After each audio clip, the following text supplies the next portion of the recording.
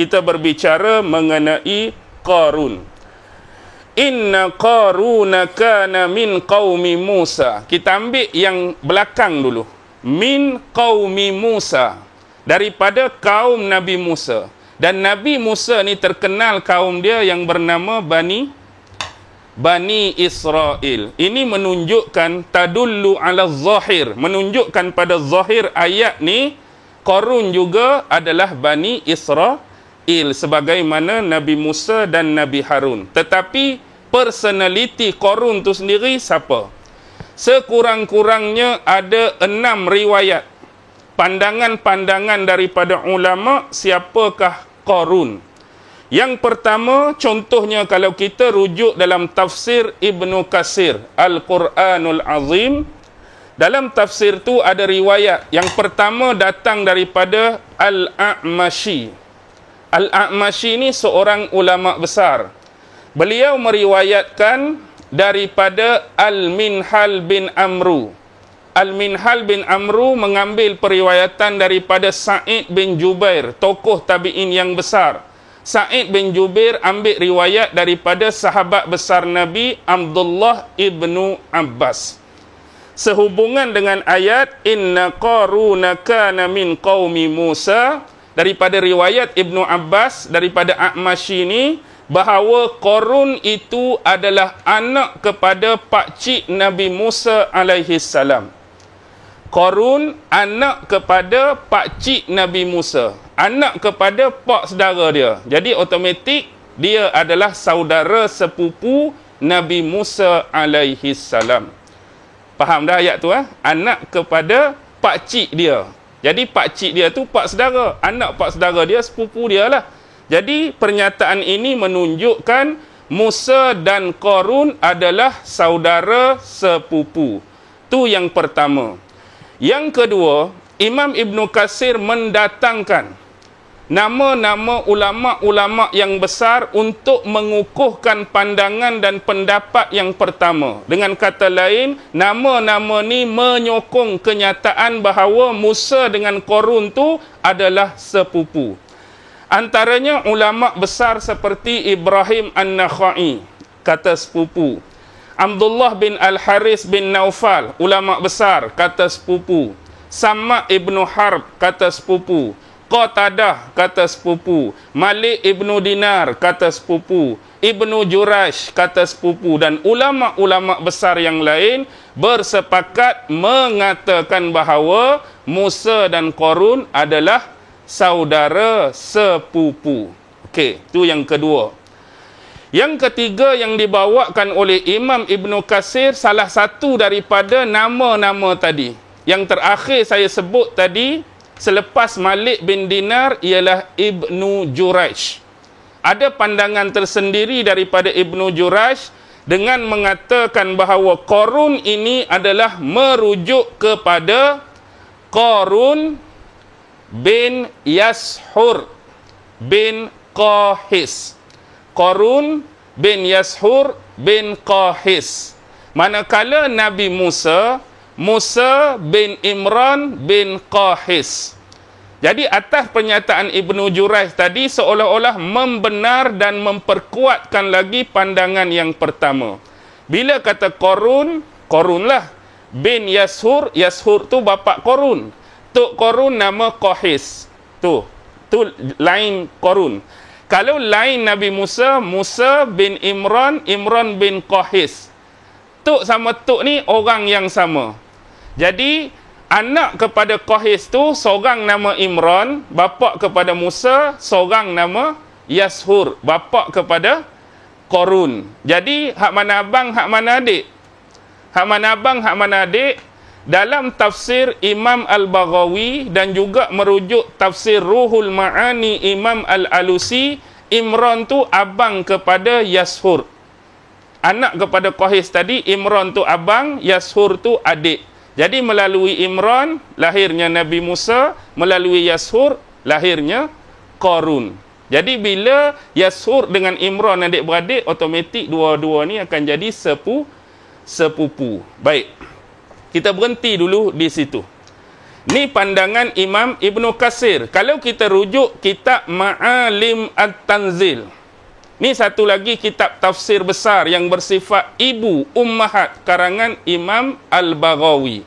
Dalam tu dia susul galuh lagi, panjang lagi salasilah ni. Dia sebut Qarun bin Yashur bin Qahis bin Lewi bin Ya'qub alaihi salam. Maksudnya dia tak berhenti pada Qahis tadi, dia naik lagi. Qahis ni anak kepada Lewi, Lewi anak kepada Ya'qub.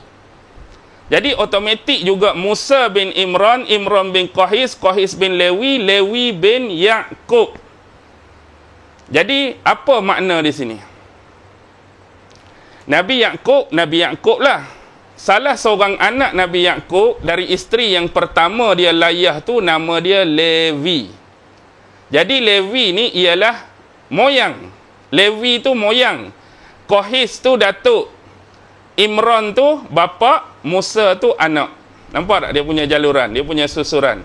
Jadi kalau kita nak naik ke atas, Musa tu anak, Imran tu bapa, Qahis tu datuk, Lewi tu moyang.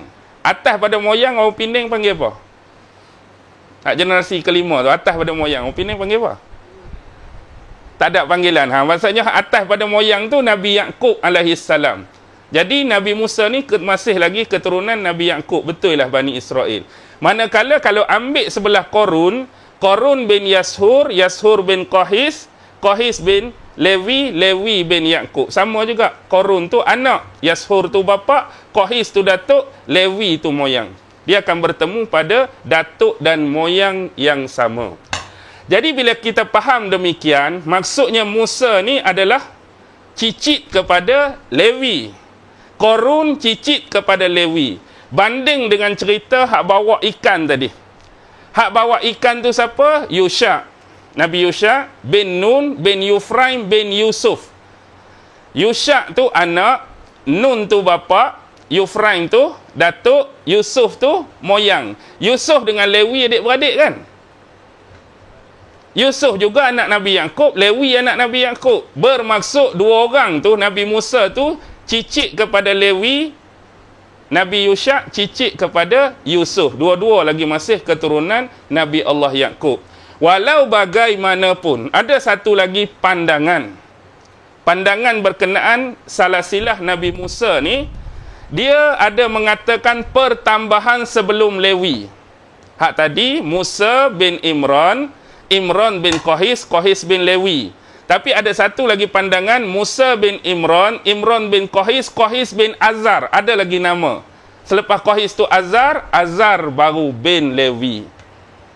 Maksudnya kalaulah hak ni lebih benar, katakan hak ni lebih benar, maksudnya moyang tu tak duduk di Lewi bagi Nabi Musa. Moyang tu duduk pada Azar, atas Azar tu baru Lewi, atas Lewi tu baru Nabi Musa alaihi salam. Kau pening dah?